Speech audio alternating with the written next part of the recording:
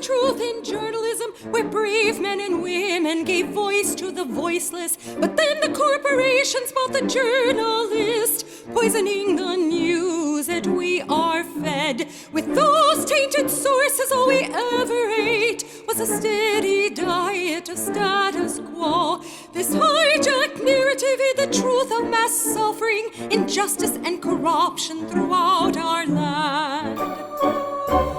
Status quo, status quo, status quo, status quo. To expose this shift to oligarchy came a band of honest journalists. They left the studio and hit the streets to give the microphone back to the people. From sea to sea, the people were empowered to share their truth. Their voices no longer stifled, reclaimed their power. Join the media revolution now. Can you turn the fan down in here? Hey there, Jordan Sheridan live. It is Tuesday, May 5th, 2020, coming to you live from the United Corporations of America, where things are getting bad, folks. They've been bad, and they're getting worse, unfortunately. And we have a maniac running the country. No other way to say it. A feckless opposition party in the Democratic Party, and governors that are out of their minds. And the capitalist death cult, which really is what we're seeing right now with all these governors, quote unquote, reopening economies, it's going to kill a lot more people. It might put us in a Great Depression, which former Senator Mike Gravel and I speak about a little bit in an interview I'm about to air. And it might put us in an even bleaker reality than we were already in economically before the coronavirus. So today is not going to be such a hopeful show, but I think you're going to get the reality of the situation here. Hope everyone is having an okay day and staying safe. Thank you already. Wrote Simple Machines, $5 in the super chat with a sunny sunglasses over to the sun. They live, hashtag obey. Thank you for the super chat. This is a super chat, and I ain't gonna lie to you. Status Coup's feeling it. Let me get the current membership. So that was 2 days ago.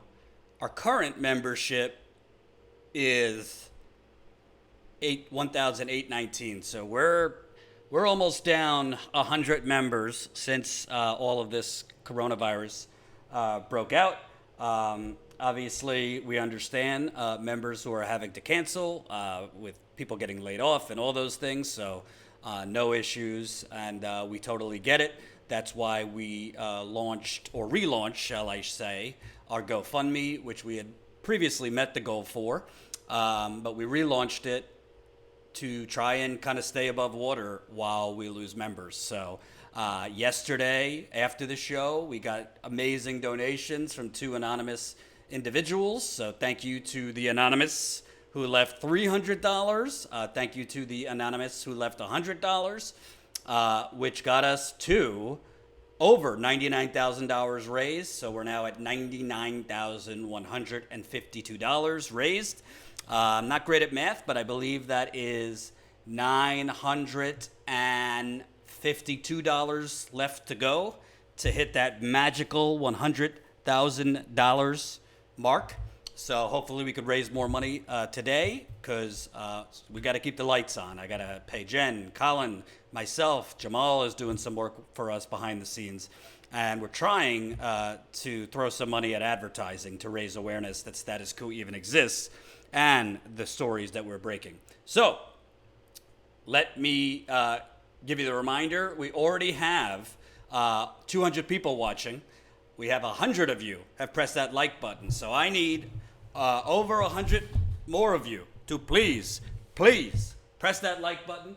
It's the thumbs up button right under the live stream. The more people that press the thumbs up button, the more people that will see the live stream and our interview with Mike Gravel coming up. Also, we are trying to grow our text list. So text 370-370, that's 370-370, and type in coup, C-O-U-P, to join our text list. We're not sending a text today because Jen is a little under the weather, so it's kind of me reporting and doing the super chat because Jen is sick. Well, not corona sick, just a bad migraine. So thankfully, it's just a migraine, but she's taking some time. So definitely text 370-370, type in COUP, and then you will be get our text list. We're also live on Twitter right now at Status Coup, and we're live at twitch.tv/Status Coup. So before I get to the interview with Senator Gravel, I want to show you in picture form the madness right now, the absolute madness that is going on. We have passed 70,000 deaths with coronavirus, and projections are now that we're going to be seeing upwards of 130,000 deaths in just a month or two if this continues. If immediate action isn't taken. There's also CNN Dr. Sanjay Gupta saying he thinks 130,000 deaths is an understatement. Okay? So to the corona truthers out there, God bless you, but I think you're delusional and pretty ignorant if you don't think this is a deadly virus that we need to be doing more, not less, to combat. So while this is going on, new reports, which Vice President Pence basically confirmed, say they are going to disband the White House Coronavirus Task Force. Trump is going to end the Coronavirus Task Force, which is basically the only experts, it seems, in his whole administration, telling him and pushing him to put public health before capitalism and profits.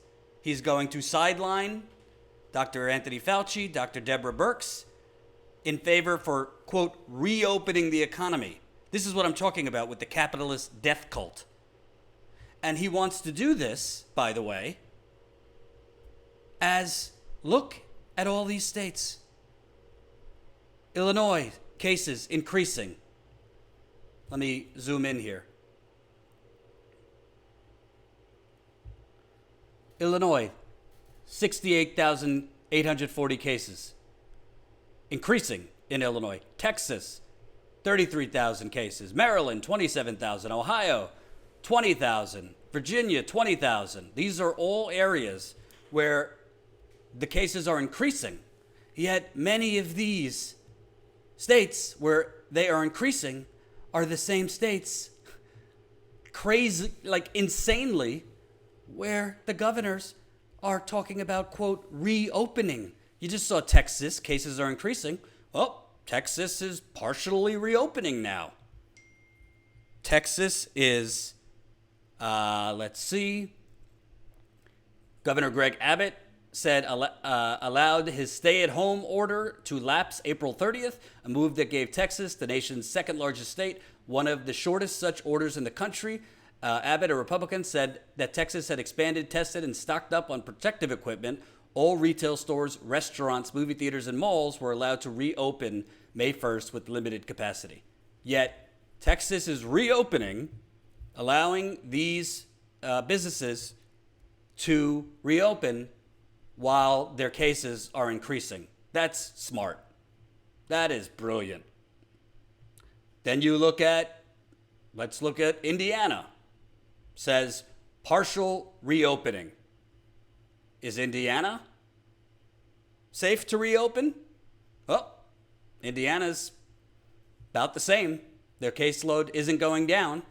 I mean, I could go through the whole list, but the bottom line is cases are increasing in many states that are reopening.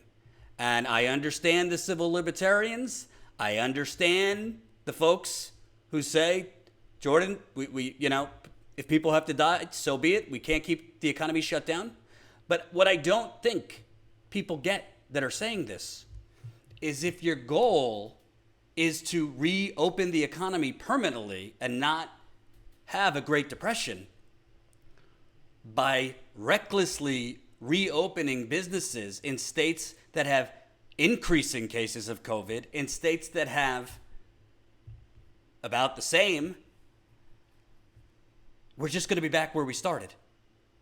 You're going to have a huge increase in COVID cases, and Trump is going to have to, unless he wants 200, 300, 400,000 deaths on his plate heading into Election Day, he's going to have to issue a stay-at-home order and new guidelines like the first time. You can't just, I mean, maybe you can, and I'm just naive. You can't just allow mass death to increase so that movie theaters, malls, gun ranges, concerts, what have you, remain open. This is madness. It's a capitalist death cult. And by the way, some of the states that are reopening with really high caseloads have Democratic governors. So this is not just crazy Republican governors doing this. Colin, if you're watching, let me know if the interview's ready. We're uploading the Mike Gravel interview now. And just look at this graph. Last few days, New York metro area. If you look at recently, the cases are going down through the lockdowns that have happened, the stay-at-home orders. They have not been pleasant. I certainly have cabin fever, but the cases are going down. The hospitalizations are going down. Look at the rest of the country. They're going up. So this kind of goes to show you we have these theories, and I've had people tweeting at me this stupidity. Sorry, it is stupid. Oh, well, why should the rest of the country have to shut down if it's just New York, New Jersey, and a couple Democrat-run states that have the high caseload? Because this isn't a virus that stops in just some states. If you reopen the economy in other states, you're going to have more people getting infected. And when those people are infected, what happens when the newly infected start traveling to other states? This is how you spread viruses. And it only takes a couple people infected to spread it to a whole state. So it doesn't really matter if a current state has low levels or stable levels. And frankly, there's no real way to safely reopen the economy. Yes, there will be deaths, but when they put out this language about, with the proper precautions, most of these places that are opening, you can't really ensure that people are 6 feet away. You could have tape put down, like my girlfriend and I went out to the supermarket, and the line had like little tape on the floor to show you how far you need to be from another person. But there's reports out there that this could just hang in the air for a significant amount of time. So it's not just being 6 feet away. I wish it was that simple. So this is a capitalist death cult. Frankly, I know Trump's a madman, but I don't really hear any coordinated leadership of the Democratic Party saying, no, stop this. We should not be reopening economies. I know donors want the economy reopened. I know the Democratic Party donors, the Republican Party donors, the CEOs of all of these companies that are shut down. What do they give a damn? They get to stay in their mansions. They don't have to go out. They could be safe. So what do they give a damn if they have to put their workers at risk? If they have to put shoppers at risk? They don't care. And by the way, 300 people watching, 195 of you have pressed that like button. I need another 100 of you. Please, please, please press that like button. Okay. Still at 99,152. I will say I got 99,000. What did it say? Oh, I got 99,000 problems, but a billionaire ain't one. A little cheesy, but I think that's a good slogan. So we have passed the 99,000 mark. Hopefully we can get a few more today. I would love to get to 100,000 today, but not going to get greedy here. So this is just madness. It's complete madness. And frankly, I spoke with Mike Gravel about this too. I don't hear the leadership from progressives on this. I don't hear Bernie, Rashida Tlaib, AOC, Pramila Jayapal, Ro Khanna, fill in the blank if I'm missing any progressives. Where is the organized effort, against the rent strike, to have rent strikes, which Mike Gravel doesn't think we should have? I disagree. Love Mike Gravel. He's turning 90 next week, but I disagree with a lot of things he said. But I wasn't going to get too testy with an elder statesman like Mike Gravel. Some of the things he said, I agree. But where is the coordinated progressive leadership? We need rent strikes. We need more moratorium mortgages. Mortgage moratoriums. We need to demand that Nancy Pelosi and Chuck Schumer don't do any more negotiations until we have $2,000 a month for individuals, $3,000 a month for families with children, at a minimum, which should have been in the first pocket. Should have been in the first bailout coronavirus legislation. Where is Bernie and these people shaming these Republican and Democratic governors in some cases? You're reopening the economy. What are you reopening? You're not going to have any customers. You're barely going to have enough customers to meet your overhead. I understand the economic pain. I do. But the answer isn't a capitalist death cult. The answer is a freeze or cancellation of rent, cancellation of mortgages, freeze, cancellation of utilities, student loans, and or the government paying for company payrolls like Europe is doing. What's the difference between us and Europe? The donors haven't bought off the European government yet. Of course, they're trying to, but they haven't quite done it like here in the United Corporations of America. I mean, this is madness. Oh, where's Tulsi Gabbard on this? Thank you, Colin, for that reminder. Koklo27, $10. Thanks for being a voice of truth in a time of universal lies. The lies are just insane. It's just insane what's going on. I can't understand it.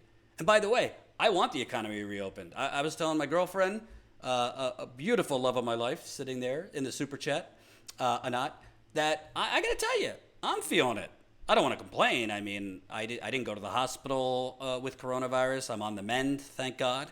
I haven't lost anyone. But like mentally, I'm feeling it. I'm feeling like in a little funk because I can't really get out of the apartment aside from a short walk. I can't go do things I like. I can't see my nephew. I can't see my niece. I can't see my family, my girlfriend's parents. It wears on you after a while that you can't have a life. I'm sure you guys are feeling it too. I mean, how much Netflix can you watch? How many baths can you take? I do love my baths, but. But we have no leadership right now, and that's allowing Trump to be a madman. This is madness. Complete madness. And I don't hear Biden saying this is madness and we shouldn't be reopening the economy right now. You have a deadly virus that, frankly, even the experts don't fully understand.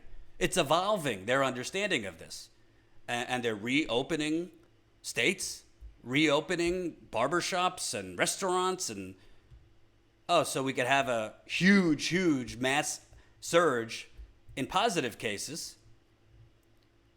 And then what? We just gonna go on with the presidential election and life as, according to projections that came out yesterday, you're gonna have 3,000 deaths a day? We're gonna have 3,000 9/11s a day? Also, Biden's donors and Trump's donors and the military-industrial complex and the revolving door of Wall Street, fossil fuckers, big pharma, big real estate, Jeff Bezos, David Koch, or whichever one is still alive. I forgot which one died. Also, they can keep making their money while their workers march on to their deaths. This is Literally the Hunger Games, folks.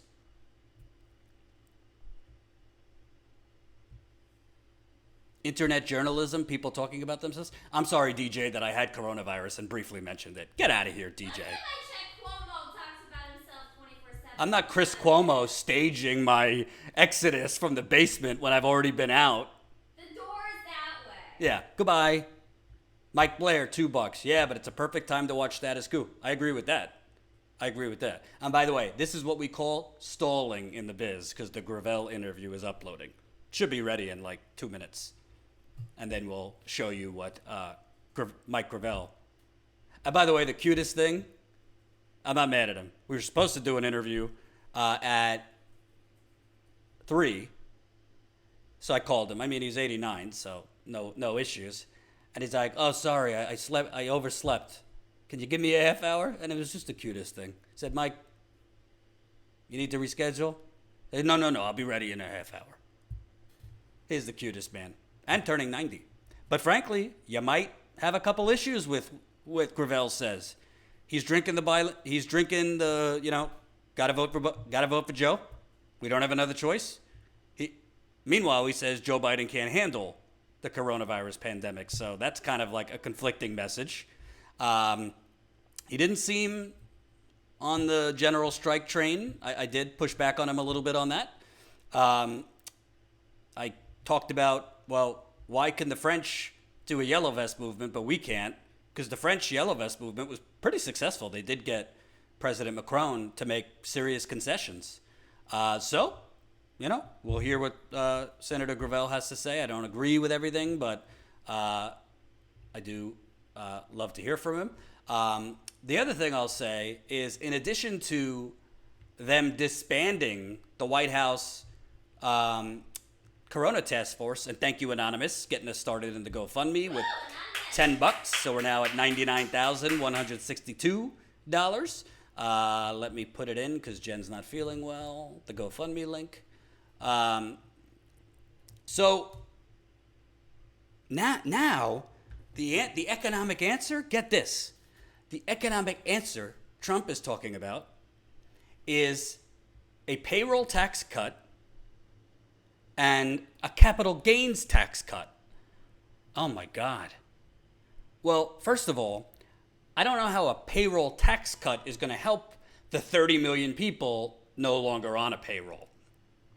I also don't know how it's going to help the soon-to-be 10 to 20 million people who join them, because I think we're headed to 50 million people unemployed.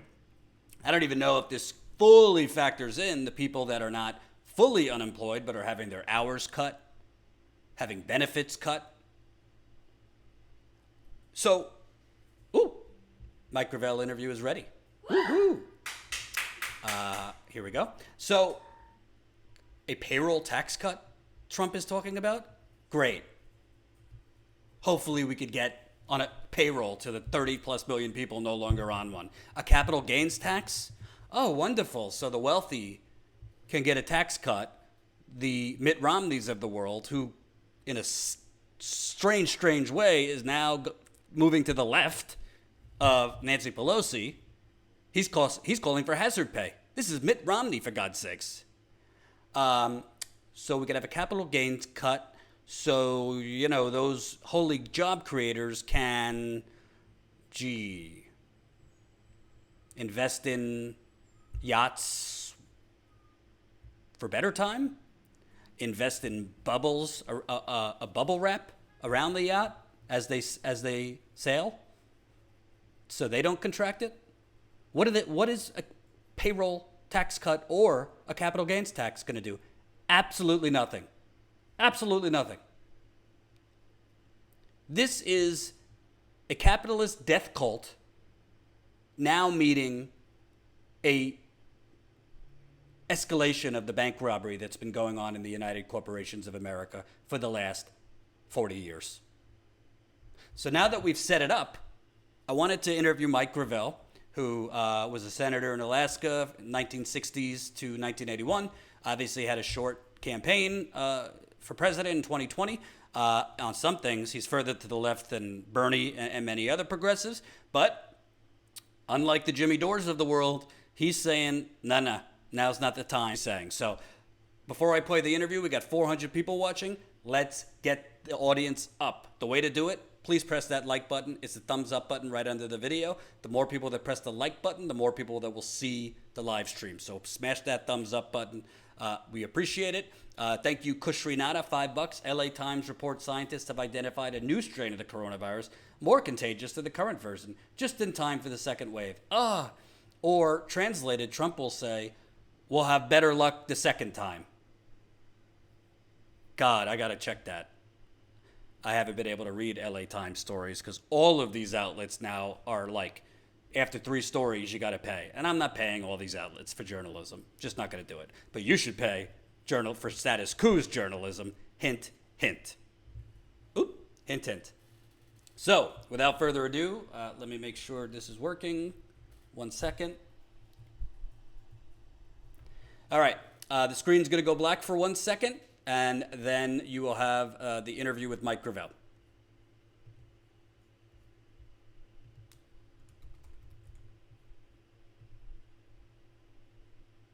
And while this plays, hopefully you guys can contribute to our GoFundMe.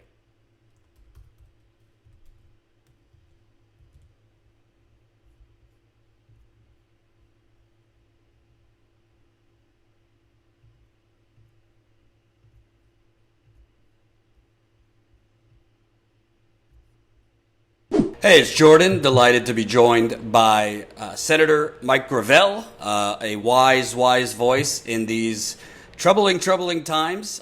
Senator served in the Senate in the 1960s all the way through 1981. Had a short campaign for president this time around, proving that fine wine does age very well. And I wanted to speak with you because I feel like right now we obviously have a president who is acting recklessly, and in my view, a Democratic Party and a presidential nominee in Joe Biden falling far from the task of what is really needed. What is your thoughts as you're seeing the country ravaged both in the death count as well as economically? Well, I agree with the thesis that you just put forward, that, in fact, it's a real tragedy to think that here we have an emergency on the order of a middle-age plague, and so we have the misfortune of having a narcissistic fool at the head of the quote, most powerful nation on earth. And then, of course, we have the Democratic Party, which is business as usual. The minute that Bernie was not able to make it through, then the party reverted to what it really was business as usual. And, of course, Biden, I hope, is going to get elected because Trump is just insane. But Biden, in my mind, is just going to be a placeholder. And whoever he selects as vice president will have an edge, and edge 4 years from now. And will that be enough? We do have an unusual opportunity. After every major cataclysmic event, society moves forward in a more mature fashion. And I don't think that this pandemic is going to be any exception. It is. Now, will it eventually unseat the power of the military-industrial complex, which essentially rules our society? And if it does do that, then what direction will it go? Will it be autocratic? Will it be more democratic? I don't know. My hope is that, of course, that we would use this opportunity to reorganize the United Nations into a true democracy, global democracy, by federating the countries so that they cede their war-making powers and their economic powers to a greater authority, which would be a world United Nations, and address the problem in the Security Council, where it just protects the victors of the last war.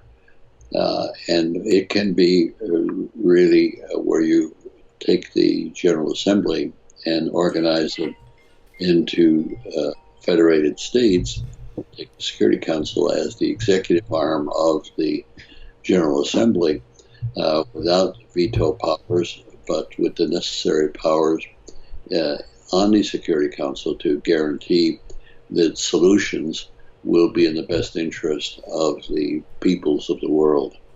So that's sort of my take and hope in this regard. Is it going to be sufficient? I don't know. I'll be turning 90 next week, and so I doubt that I'll live to see the outcome of that. But Gordon, you will. You will. And let me ask you, because to me, this crisis is revealing, whether it's Trump or Biden, it doesn't seem to me like the president, Congress is really running the show here. I mean, Trump stalled and delayed by all reports because his corporate donors and CEOs did not want the economy closed.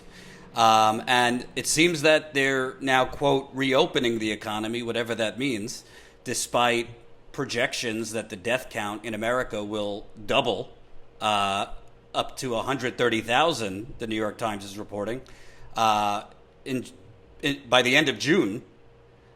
It seems to me that we both stalled on taking aggressive action because corporations, CEOs, donors didn't want us to, and now we are quickly opening the economy when the death count and the risk is still skyrocketing.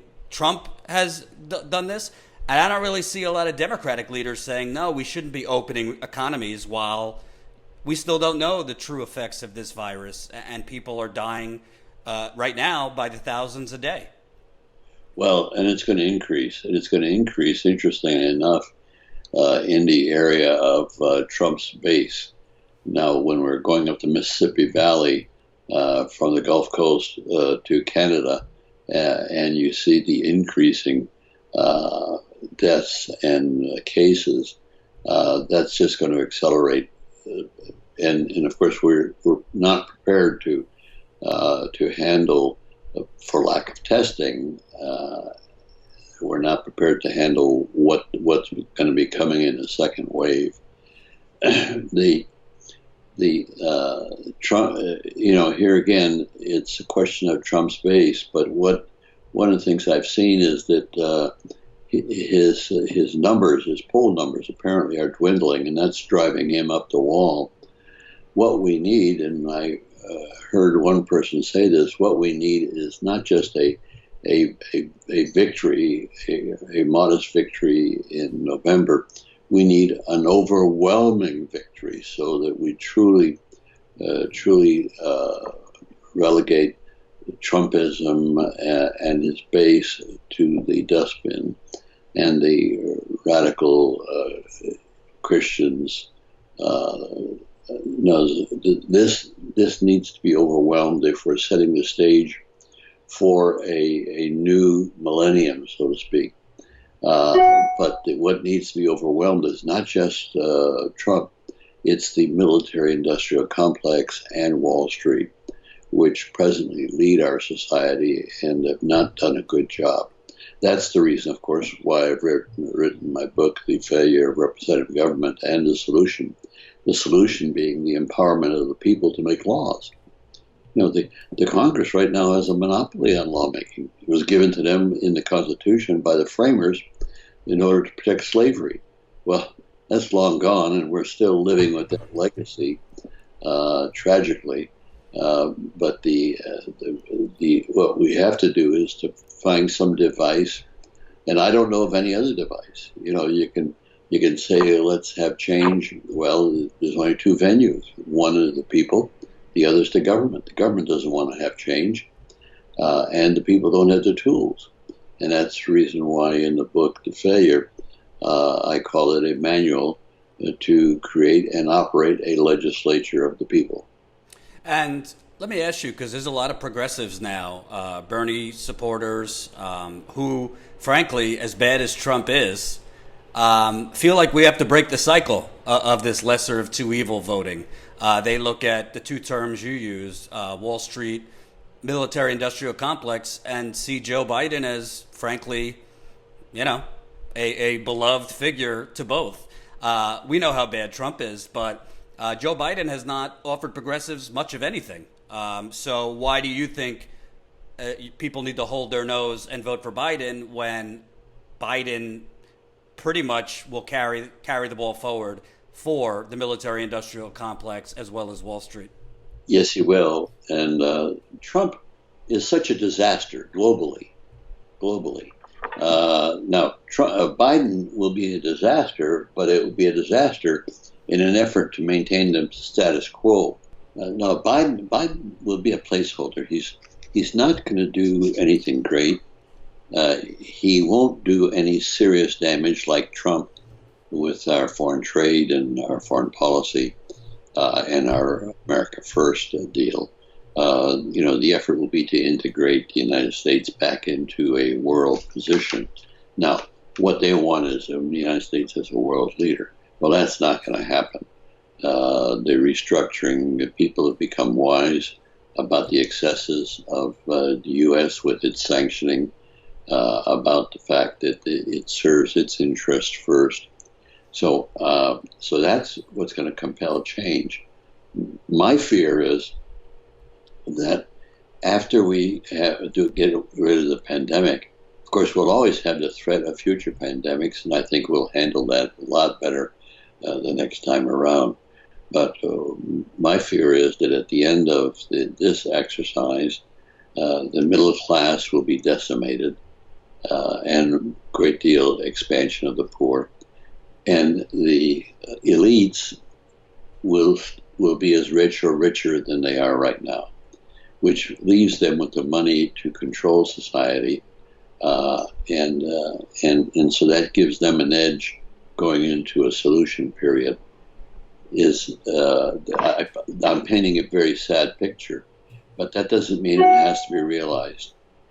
If we can turn around and the general public recognizes that the Democratic Party is not a proper alternative to Trumpism and the crazies, then that would open up possibilities. I hope the possibility is, for me, is lawmaking. Laws are the central core of civilization, the central core of governance. And so if we need to make a fundamental change, we need to make people lawmakers so that they, in a deliberative fashion now, in a very deliberative fashion, so that they can propose legislation and enact it into law. That, I view, as the solution. But the chances of this happening are somewhat remote right now. The people have to realize this simple concept that until they have the ability to make laws, there will be no fundamental change. Now, once they realize that concept, then change can be brought about. But until that concept is realized by the majority of the American voters, I'm very pessimistic about the outcome. And one more follow-up on voting for Biden. Lawrence O'Donnell, who now is obviously a multimillionaire anchor at MSNBC, about a decade ago, he actually said the only way that the Democratic Party will actually listen to the progressive wing is if you threaten not to vote for them. If you want to pull the party, the major party that is closest to the way you're thinking, to what you're thinking, you must show them that you're capable of not voting for them. If you don't show them you're capable of not voting for them, they don't have to listen to you. I promise you that. I worked within the Democratic Party. I didn't listen or have to listen to anything on the left while I was working in the Democratic Party, because the left had nowhere to go. If the Democratic Party always knows they could beat down progressives, they can take them for granted, but they'll always end up coming home to them in November because the Republicans are worse, they will never actually change. So most progressives are saying we're actually just going to repeat this cycle over and over if we vote for Biden. What do you say to that? No, I think that'd be a mistake. We've gone to the extreme with Trump and the evangelical crazies who are waiting on the rapture.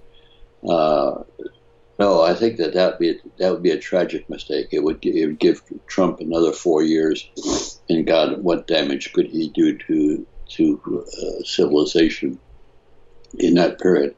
No, I think it's a question of voting for Biden because not that he'll bring about change, but that he'll open the possibility of change realizing itself because people will be frustrated. They'll continue to be frustrated, but rather than being frustrated at Trump, they'll be frustrated at the Democrats and Biden, and of course at the Congress. The Congress is who's at fault in this regard, and you see the Republican Party in the Congress, which is for the last 30 years, much before Trump, have been trying to trash democracy and suppress the voting.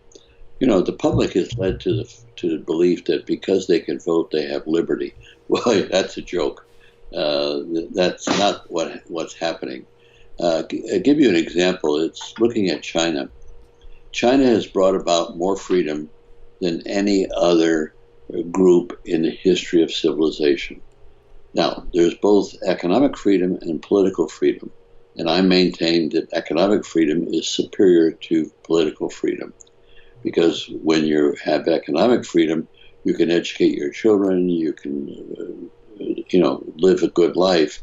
That you can't vote for your leaders, fine. Look at the United States. You can vote for your leaders, and look what you get. So that's not an argument in my mind.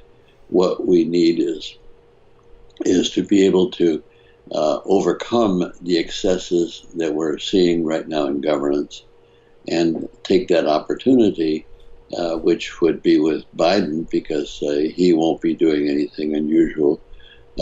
Might permit the military-industrial complex to start a war with China or Russia, but then again, I don't think that that's a guarantee. We need to get off this demonization of China and Russia. It's not fair, it's ridiculous, and doesn't make any sense. And it's inaccurate, totally inaccurate. As I pointed out, there's nobody that's done more for freedom and economic freedom than China, moving 600 million people in 30 years from poverty to middle class.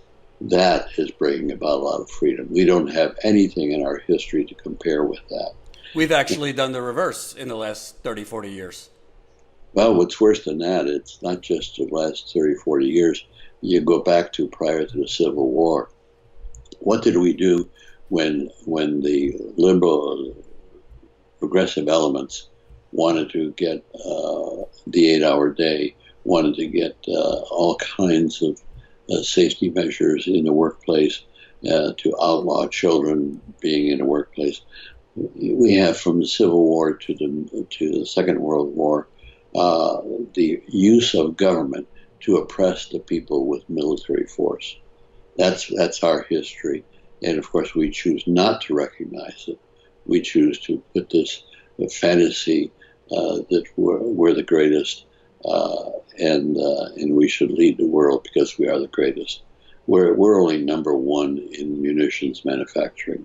And if you really want to get a view as to who's the threat in the world today, it's who's manufacturing most weapons of destruction and murderous weapons at that. And that's, of course, the United States, far and ahead of China and far and ahead of Russia. So that's the overview, if you want to take a sobering look at it, that the American people should take a sobering look at it, and not go through this period of fantasy where we can go ahead and have a higher standard of living because we have the currency, the reserve currency of the world. That is certainly will end after this pandemic. Will it then realize itself into an improvement in human governance, that remains to be seen. My hope is that my book will catch fire and become viral, and that people will begin to discuss the fact that, well, can we make laws? Why should the Congress have this monopoly? So if we can get that discussion going, just get the discussion going, I think we'll be able to address this problem in the next 20, 30 years. And I wanted to ask you about the progressive movement at this point. Obviously, you endorsed Bernie Sanders. I would imagine Bernie's a little tired after 5 years of running for office and barnstorming the country. But he has, chosen a different tact than a lot of progressives would like.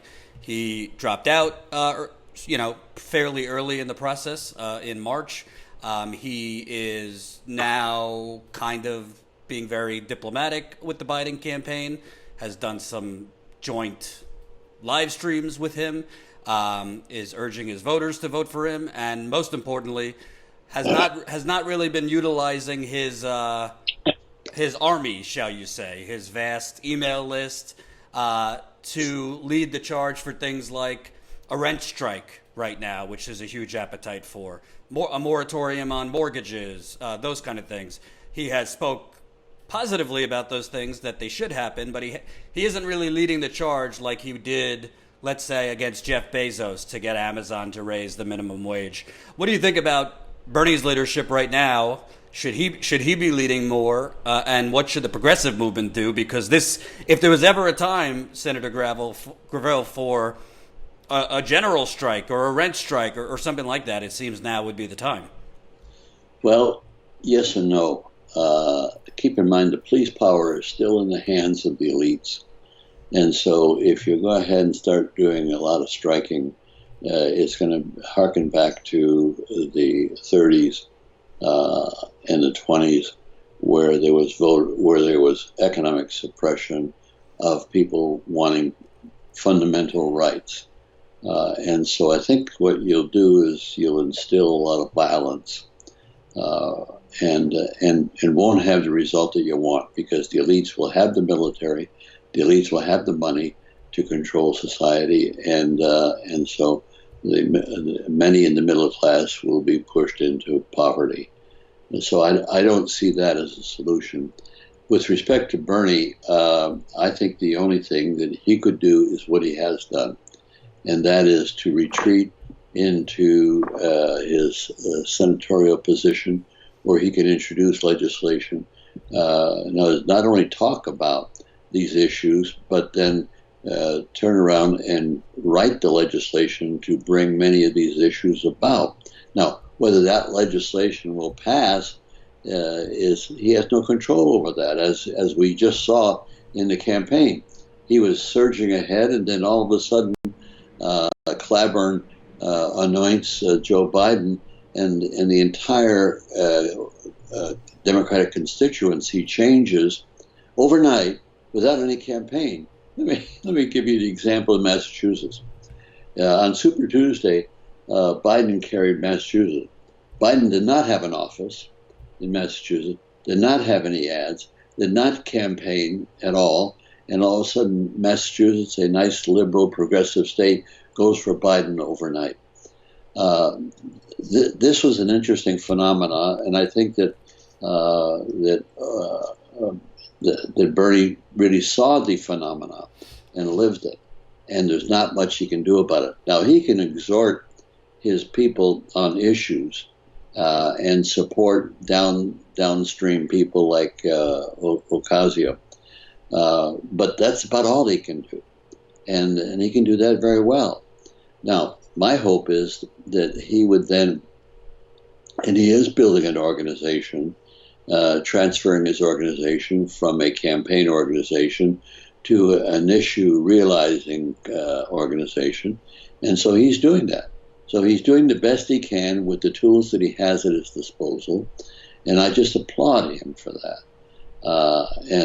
And so had he continued to run, he would have appeared ridiculous and would have hurt the progressive movement. by acceding to the will of the people as expressed in the Super Tuesday and subsequent elections, he just bowed to the reality of the situation. And that's what we're all faced with, the reality of the situation, where the progressives do not have enough power to be able to realize their goals, and for them to turn violent against a police state, which is what the United States is, and it would realize. Remember what happened to the Wall Street kids? You know, they were really got a lot of press. You know, they didn't have a plan of realizing their goals.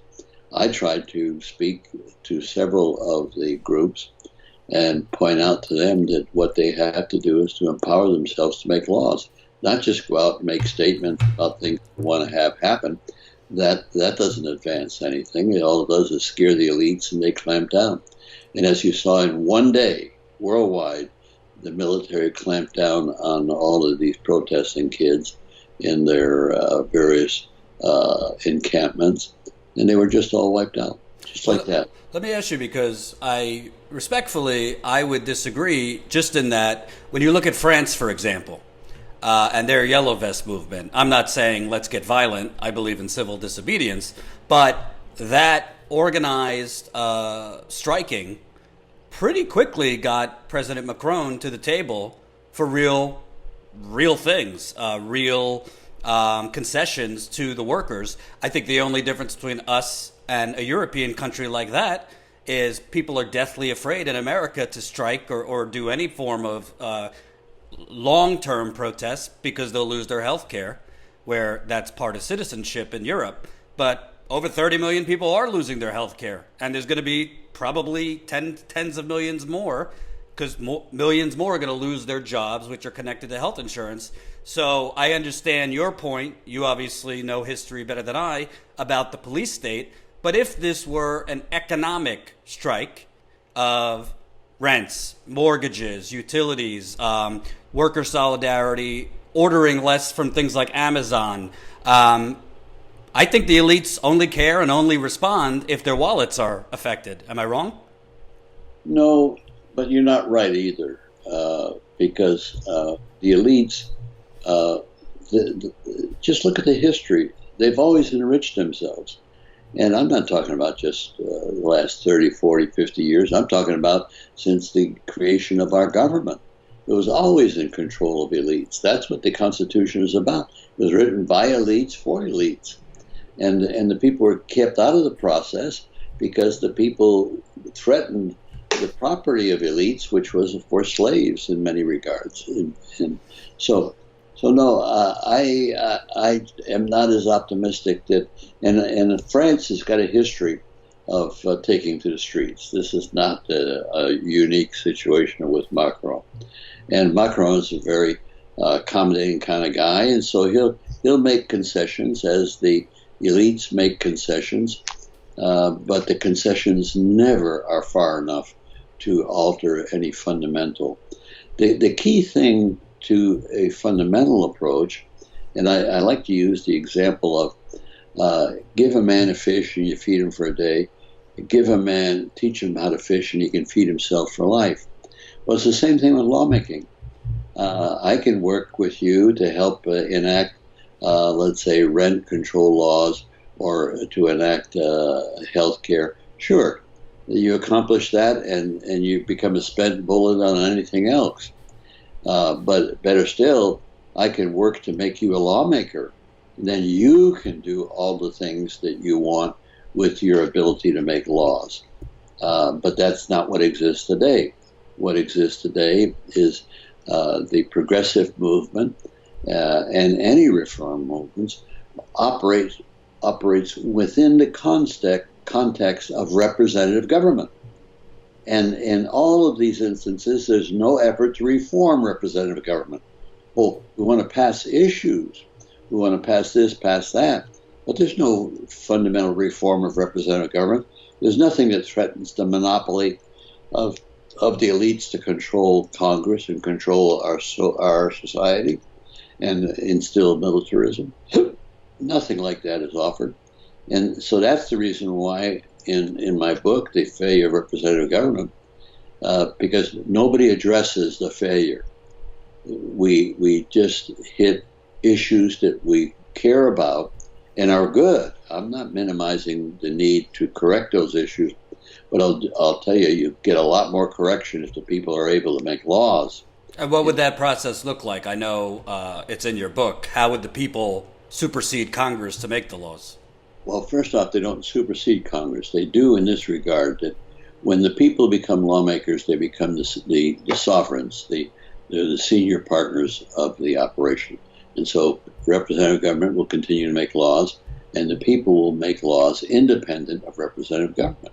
And so what you have to do is to bring this about is to, one, create enough of an awareness of the American people that they have a desire to become lawmakers. Absent the desire, there's no way you can bring it about.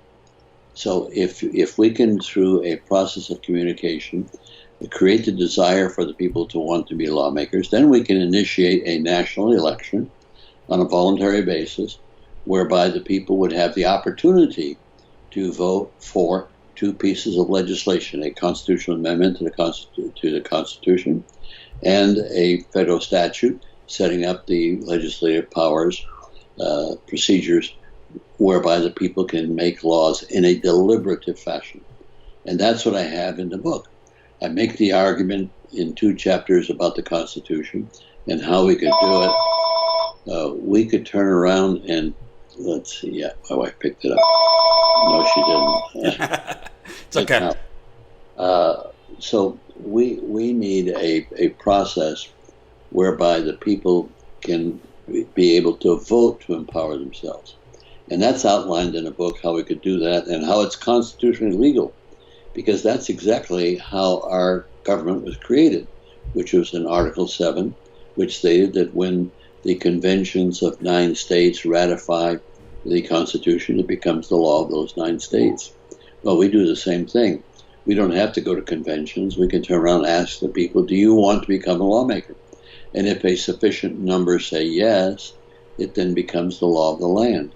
And the standard for sufficient numbers is the amount of people who voted in the last presidential election. When that majority votes for this package of a constitutional amendment and a statute, when they vote for that package, it becomes the law of the land. And of course, what you need at that point is for the political elites to seed the ground like it was done when Article 7, because there was a lot of opposition to the ratification. But once 9 states had done this, the opposition just backed away because they knew that the Confederation was falling apart. And so we may have the same dynamic once we get people voting in sufficient numbers for this package. Then I think that the opposition will fade away because they recognize that society is falling apart. Now, when I say society is falling apart, unless there's a fundamental change in the structure of governance, which means bring the people in, unless that happens, there will be a violent period because the elites will have to oppress more and more the will of the people.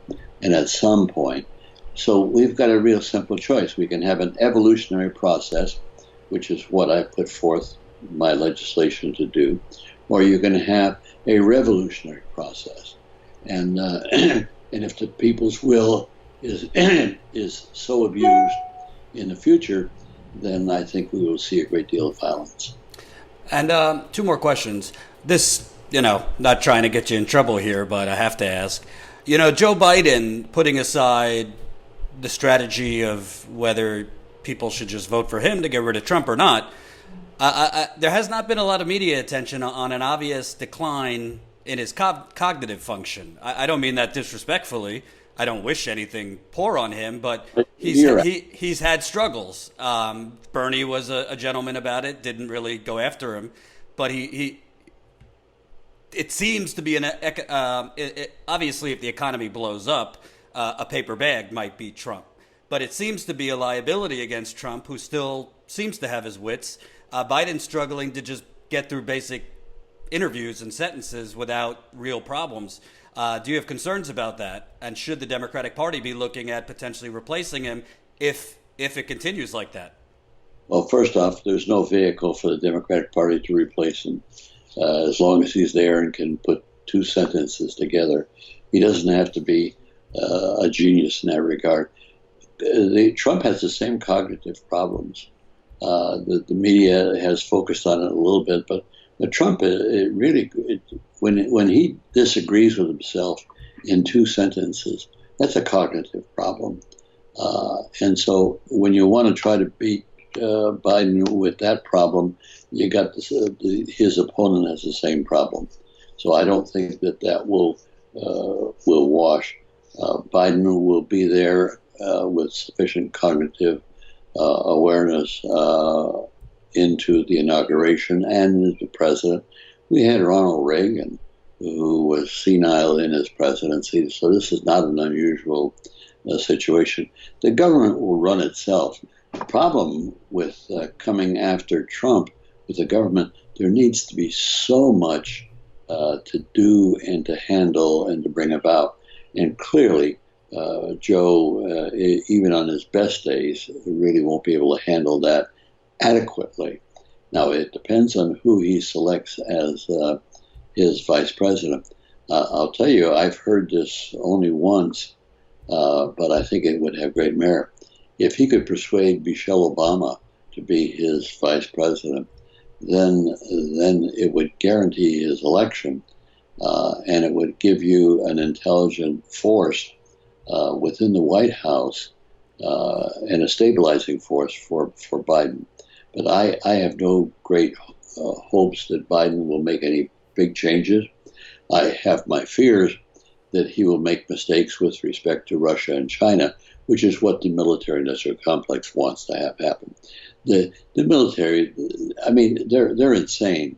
You know, they're talking about the use of atomic bombs just like it was normal. You know, we can knock off 100 million people here and there. These people are just truly insane, and it passes for normalcy that these with Trump, when they were saying that, you know, with all these military types in his initial administration, saying, well, these are the adults in the room. Well, I got to tell you, the adults in the room just are as dangerous or more so than the others. So that's my fear with respect to Trump, not Trump, but Biden getting elected. I'm resigned to the fact that we don't have an alternative at this point. Bernie was the alternative, and the American people rejected that. It's interesting, he was making the case, and the defense against Bernie's single-payer health care was, well, if you like your health program, you can keep it. Well, they're not keeping anything now, because as these companies just go down and they lose their jobs, they lose their health care. Mm-hmm. And it was a phony argument then, and it's a realistic argument now. But here again, the mainstream media did not support Bernie, set the stage for his decline, and so now we're stuck. But then again, you have to realize that mainstream media is controlled by Wall Street and the military-industrial complex and the elites. So little wonder that we can't get the progressives off the ground when the communication systems of the nation are all set against them. We're in a sad situation, and it took a little bit of time to get us here. But the design of representative government was what permitted us to get here. And that design is what has to change, and that change means bringing the people into the operation of government as legislators, the ability to make laws independent of representative government. And my last question, you, I believe, were born or lived as an early young kid around the time of the Great Depression. Am I right? Oh, God, yes. I was born in 1930. So there you go. What do you think? What do you think? Because the way I look at things is they're rushing economies to be reopened while we still have this deadly virus. There's certainly State after state, you're seeing photos and images of people packed like sardines without masks. There's a possibility we're going to have to redo this whole thing come the fall, where we're stay-at-home orders again with the coming increase in cases because of this premature reopening. Do you think there's any chance of us being back to where we were in the 1930s in a Great Depression? Yes, very much so from an economic point of view. And that's, of course, why everybody's revolting. Not everybody, but the group are revolting to want to go back to normal economically. And essentially what they're saying is they're prepared to pay the price in deaths, scientific deaths. This contest between open and closed is going to maintain itself across the world, I might say, until a vaccine is found. And so once a vaccine is found, then we'll begin to see a change in that regard. But will that turn around and equip us to prepare for the next pandemic? That's a big question. And of course, the barrier to that is the military-industrial complex, where we place all of our resources that are useless. And it's the Congress. Let's not say it's going to be Biden or Trump. It's the Congress. They buy into this warlike stance that we have. They buy into America first. They buy into that we got to lead the world. We're the indispensable country. Well, I got to tell you, we're not indispensable. We are very indispensable. And the sooner we get back to that kind of an approach, the sooner we'll be able to reorganize the United Nations into a global governing body, which it is not today. Senator Gravel, I wish you a happy early birthday, 90 years young soon. Hope to be covering your presidential campaign in 2024. And thank you for taking the time. Please stay healthy. Thank you, Gordon. Appreciate it. Hope you enjoyed that last video. Hop on over to statuscoup.com where you can sign up for our email list and become a member for as low as $5 to $10 a month. Membership is how we grow. That's statuscoup.com/join. And remember, join our email list so we can grow the revolution with you. Status quo.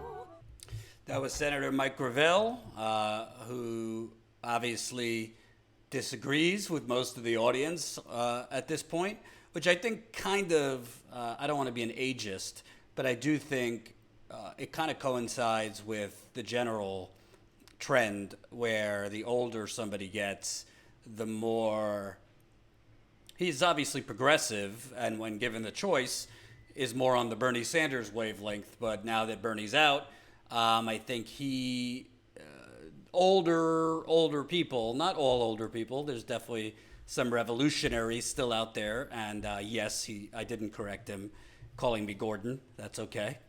I find it funny. But I think he's kind of, like a lot of older people, well, we tried, now we got to accept our broccoli. And I think that Trump definitely is a threat. Thank you, Mike, $20 in the super chat. I agree with most of what he is saying. However, I do agree about Russia and China. There's a picture of me in my high school yearbook with 2 Russian musicians. We talked about this in our 1988 Bernie Speaks interview. Thank you for the contribution. By the way, we got some GoFundMes while that interview was going. Thank you, Tammy, $50 in the GoFundMe. Kelly Elaine, $5. So we're now just $873 away. $873 away from $100,000 raised. So keep it coming if you can in the GoFundMe. I think we would have been humming if more people would have contributed. If Gravel would have said burn the whole thing down, screw Biden, screw Trump. But sometimes we're going to interview people what we don't agree with. So it's okay. We don't have to hear our views vindicated all the time. It's good to get differing views.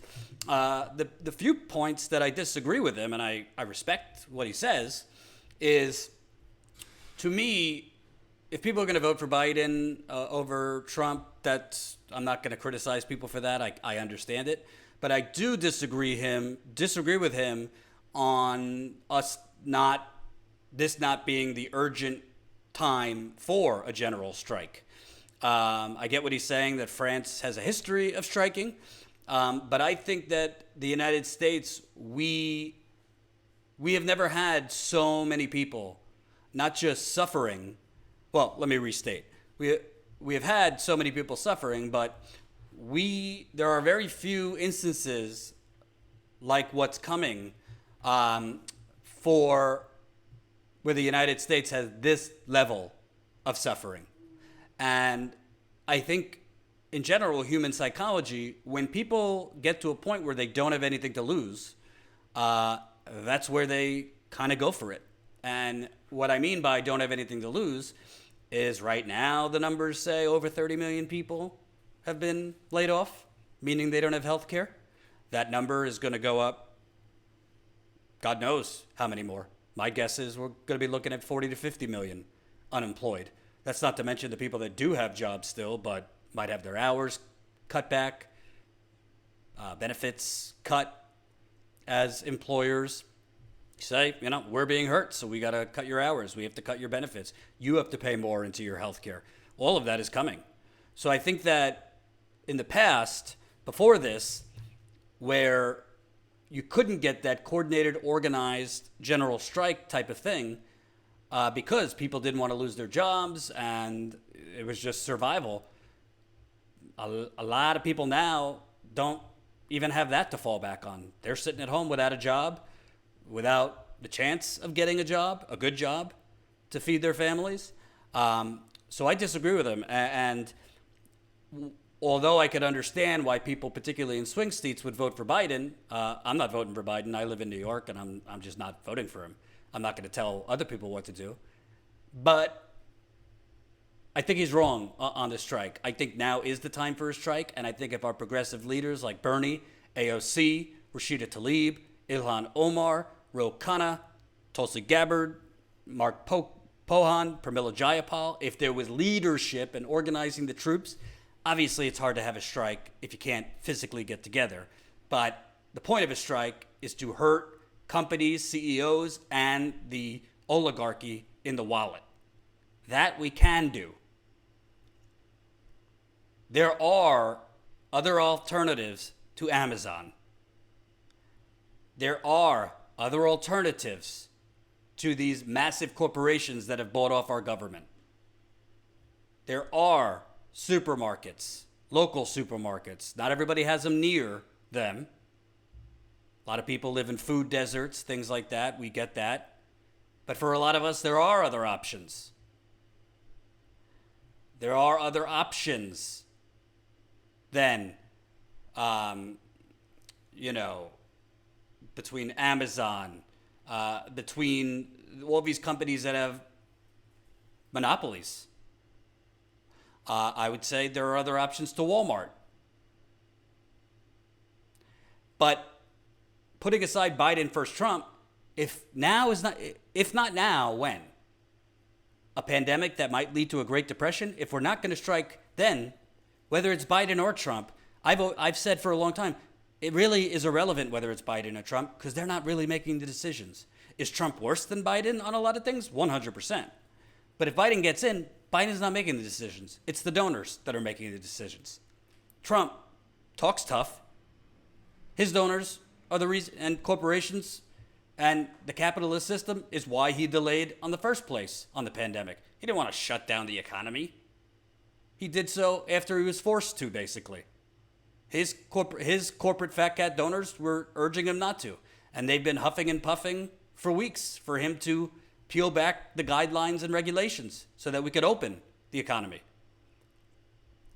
The only way you really put a stop to this is if the oligarchy, if the corporate CEOs, if the plutocrats feel that their power and their money is at threat. Yes, I get what he's saying about police power and this kind of thing, but, if we're not all coming together and we're talking about an economic strike from our homes, because we can't safely get together, are they sending the police door by door to make you buy Amazon? And I'm not trying to hurt the Amazon workers who this type of strike would hurt Amazon workers, but it's really to help all of us. And it's not just Amazon. The May Day strikes, you had Amazon, Walmart, Target, FedEx, Instacart, to name a few.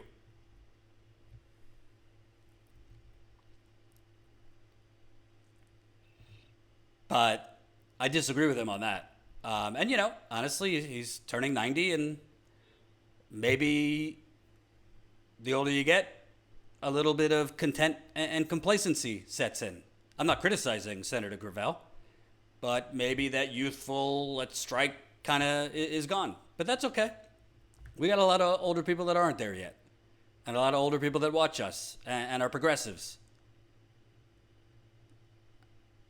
But I just see right now, as bad as it is, the health and economic picture of the country, I see a major opportunity. J499, striking and boycotts are the only things we have left. Electoral politics feel more and more like a dead end.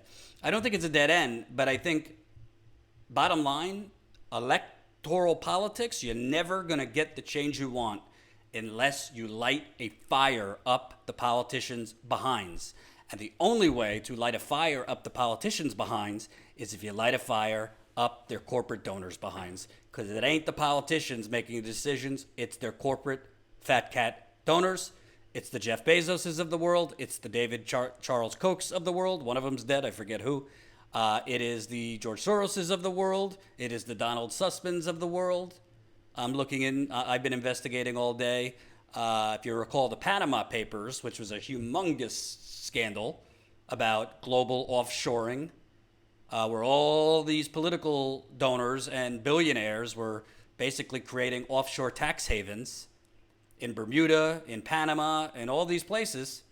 Shockingly, many of the top billionaires exposed in the Panama Papers, what would you know? They're giving Joe Biden a lot of money. Restore the soul of the middle class to an offshore tax haven near you. So I'm looking into that, working on a little investigative piece on this. Because the bottom line is, as much as I respect Senator Gravel, something's got to give here. And it wasn't electorally this time.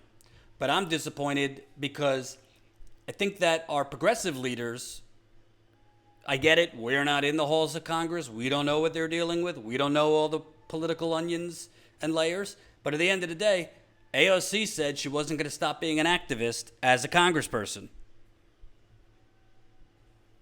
We need our elected leaders to wear their activist hats, because now is the time for activism.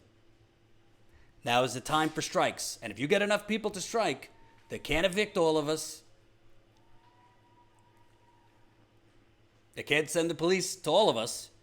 And there is a reason, and there is a credible case for strikes.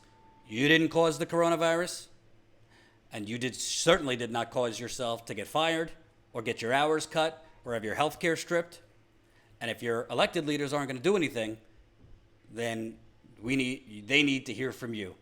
Because until the people take the power, we're just going to continue getting trampled on.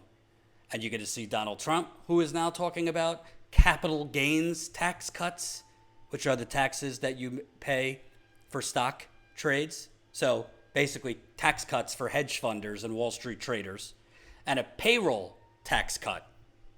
Well, good luck to those 30 million people who now are not on payrolls because they got laid off. I don't know how a payroll tax cut's going to help you. But I'm glad we had Senator Gravel on, even though I don't agree with everything he said. I respect him. Going to get going. Remember, if you haven't yet, sign up for our text alert system. We have to get around this YouTube suppression. Text 370-370. That's 370-370, and type in COUP. So type in COUP to 370-370 so you can get texted when we go live. I guarantee you're not getting a notification half the time from YouTube. So if it's the only way you'll know when we're live, we obviously want to go live to as many eyeballs as we can. And if you got a couple bucks, even though Gravel didn't tell you what you want to hear, I hope you'll contribute to our GoFundMe. We are now, if my math is okay, 700 and what is that? I gotta use the calculator here. Hey, I failed math too. 100,000 minus 99,217. We are now $783 away from $100,000. And frankly, I'm just keeping it real. The GoFundMe right now is just to keep the lights on. We're losing a ton of members. We have lost, at this point, between membership and Patreon, over 100 paid members, which sucks because we were growing members like gangbusters before this happened. I don't want to complain too much. Businesses are going out and people are dying, so we're doing fairly okay compared to others. But we're trying to kind of offset the membership losses by raising money in our GoFundMe. So if you appreciate the reporting, if you appreciate the interviews I did with Navajo Nation, with Amazon workers that are serving as whistleblowers, with that Total Wine worker that I just interviewed, if you appreciate this independent, aggressive reporting on real people, real stories, real corruption, and real injustice, GoFundMe if you can. I'll see you tomorrow around 4:30 Eastern Time. Peace out.